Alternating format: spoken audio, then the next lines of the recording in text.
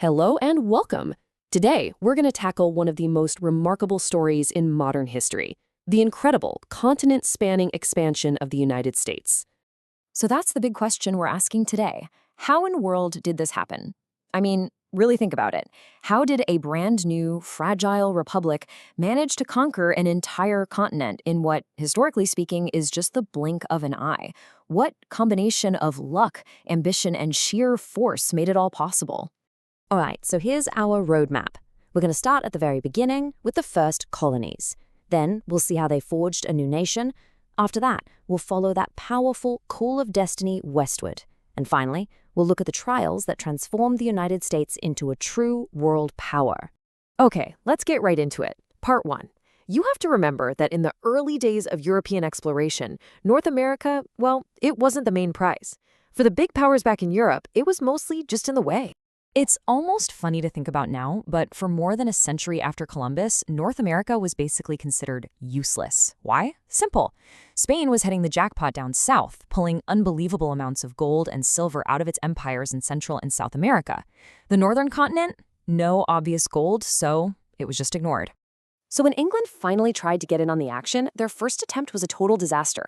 You've probably heard of Roanoke, the lost colony that just vanished. But they didn't give up.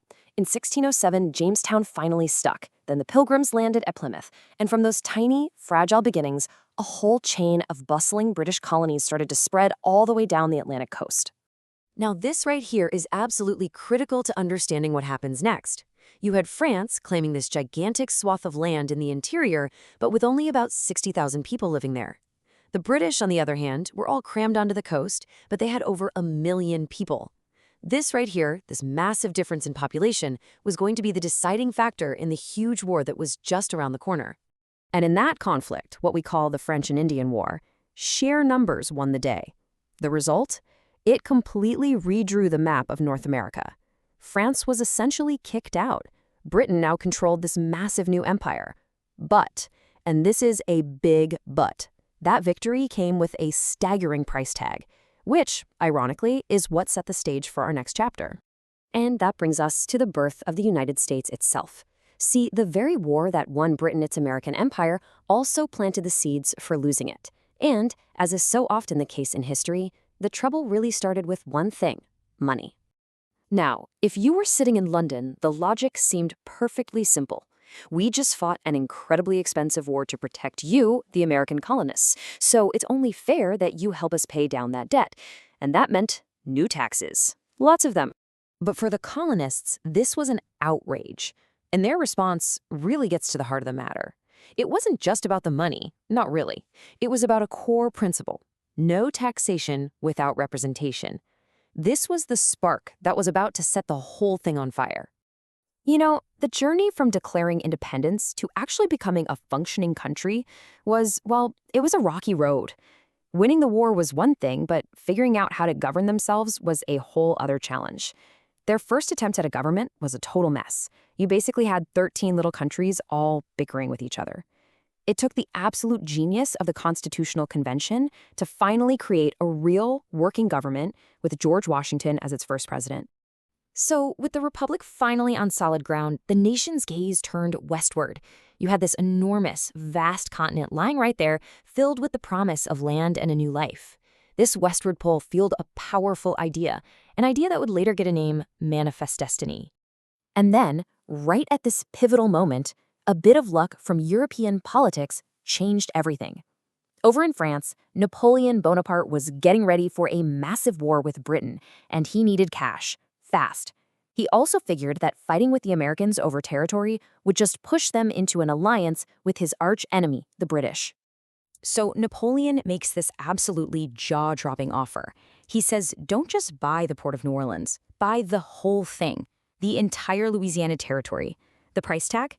$15 million, which, for what America got, has to be the single greatest real estate deal in all of human history.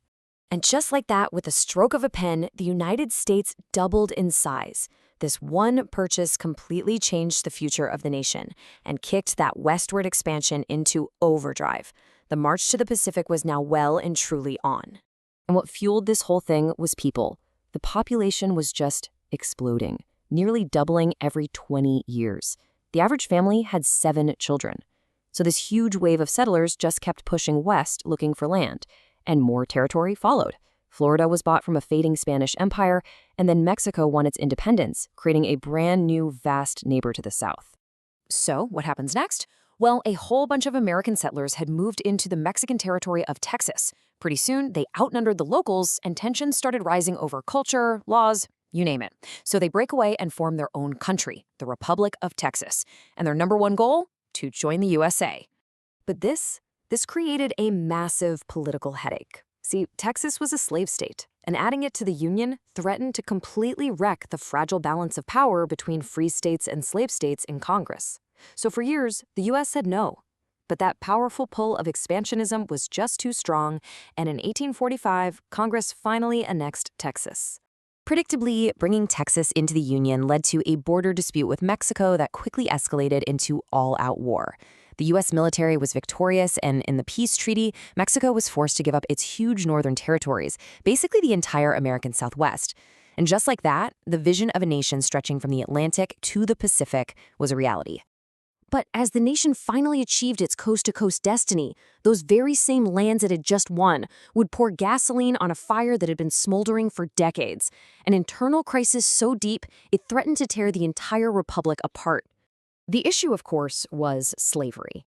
In the industrial North, more and more people saw it as a profound moral evil. But in the agricultural South, it was the very foundation of their entire economy and way of life. These two systems simply could not coexist in one country. The election of Abraham Lincoln in 1860 was the final straw, and the nation plunged into a brutal civil war. It was the nation's single bloodiest conflict, a terrible, terrible trial by fire. But after 4 long years, the North won. The Union was preserved, 4 million enslaved people were freed, and the United States was once again, and perhaps more truly than ever before, one nation. And after the Civil War, this newly unified and rapidly industrializing America started to look beyond its own shores. First, it bought Alaska from Russia. Then, it annexed Hawaii after American business interests had already taken control. And in 1898, a very short war with Spain suddenly left the U.S. with a full-blown overseas empire. America had, without a doubt, arrived on the world stage. And so, that brings us to our final question for today. After a century of marching across a continent, being reforged in the fires of civil war, and now acquiring an overseas empire, the United States was a new kind of nation. The question was no longer about if it could expand, but about its purpose. What role was this new global power now going to play on the world stage?